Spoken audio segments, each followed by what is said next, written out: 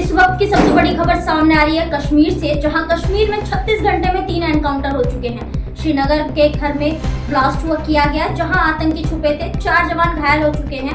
अनंतनाग में 2 आतंकी ढेर कर दिए हैं। इस वक्त हमारे संवाददाता हमारे साथ जुड़ चुके हैं अशोक मिश्रा जी, जो इस पूरी घटना की जानकारी देंगे। धन्यवाद तापसी। मैं आपको बताऊं, इस वक्त पिछले 36 घंटे में लगभग जम्मू कश्मीर में 3 एनकाउंटर हुए हैं, जिसमें सबसे बड़ी बात ये रही कि सुरक्षा बलों को कामयाबी हासिल हुई है। जम्मू कश्मीर के श्रीनगर में खान्यार पानीपुरा में सुरक्षा बलों और आतंकियों के बीच एनकाउंटर जारी है। खान्यार में एक घर में 2 से 3 आतंकी छिपे थे। सेना ने घर को बम से उड़ा दिया है। गोलीबारी करके 2 सीआरपीएफ के जवान और 2 पुलिसकर्मी भी घायल हुए हैं। वहीं अनंतनाग में शनिवार को सुरक्षा बलों ने एनकाउंटर में 2 आतंकियों को ढेर कर दिया। सांगोस लारनू के जंगल में सुरक्षा बलों और आतंकियों के बीच शनिवार सुबह एनकाउंटर शुरू हुआ था। यहाँ 3 आतंकियों के छिपे होने की जानकारी थी। एक आतंकी अब भी छिपकर फायरिंग कर रहा है। जम्मू कश्मीर में 36 घंटे में 3 एनकाउंटर हुए। तापसी, मैं आपको बताऊं, तीनों एनकाउंटर की लोकेशन पर जम्मू कश्मीर पुलिस भी पहुंच गई थी। तीनों जगह सर्च ऑपरेशन भी चलाया जा रहा था और इलाके से गुजरने वाले वाहनों की जांच की जा रही थी। ड्रोन से निगरानी भी रखी गई। इधर श्रीनगर के ही रावलपुरा इलाके में सेना का एक जवान एक्सीडेंटल फायरिंग के चलते शहीद हो गया। यूपी के 2 घायल हुए हैं, जिनका अस्पताल में इलाज चल रहा है। ये बड़गाम में जल जीवन प्रोजेक्ट में काम कर रहे थे। आम जनता जो वहां पे काम करने गई थी, उनमें से भी 2 लोग घायल हुए। तापसी, मैं एक बात आपको और बताऊं, नेशनल कॉन्फ्रेंस के चीफ डॉक्टर फारूक अब्दुल्ला ने शनिवार को ये बयान जारी किया कि जम्मू कश्मीर में सरकार बनने से पहले आतंकी हमलों में तेजी क्यों नहीं आई, इसकी जांच होनी चाहिए। या कौन कर रहा है?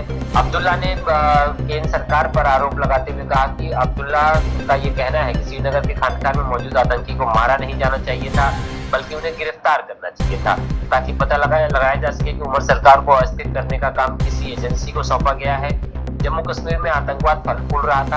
आतंकवाद अपने सबसे निचले स्तर पर था, इसलिए मैं जांच की मांग कर रहा हूँ। मतलब कुल मिलाकर तापसी, जो फारूक अब्दुल्ला का कहना यह है कि उनकी जो सरकार बनी है, उमर अब्दुल्ला जो मुख्यमंत्री बने हैं, उसके बाद से आतंकवादी हमलों में तेजी आ गई, यानी कि कहीं न कहीं उनका इशारा केंद्र सरकार या उनकी एजेंसियों की तरफ।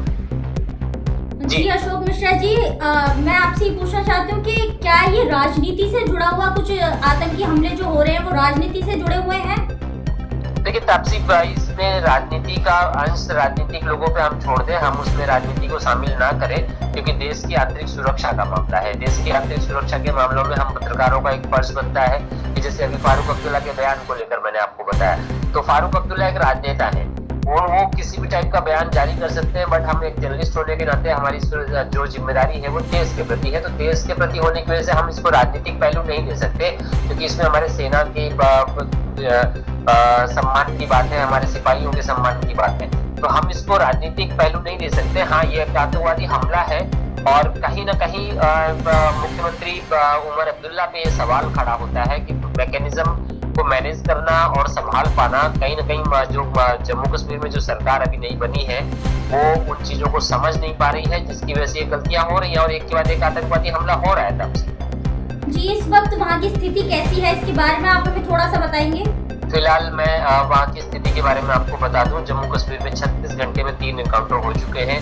श्रीनगर में एक घर को ब्लास्ट किया है सेना ने, क्योंकि वहाँ पे आतंकवादी छुपे हुए थे, जिसमें हमारे 4 जवान भी घायल हुए और अनंतनाग में 2 आतंकी ढेर हैं। फिलहाल वहाँ पे ये कहा जा रहा है कि स्थिति पूर्णतया सेना के नियंत्रण में है। धन्यवाद अशोक मिश्रा जी। जी धन्यवाद।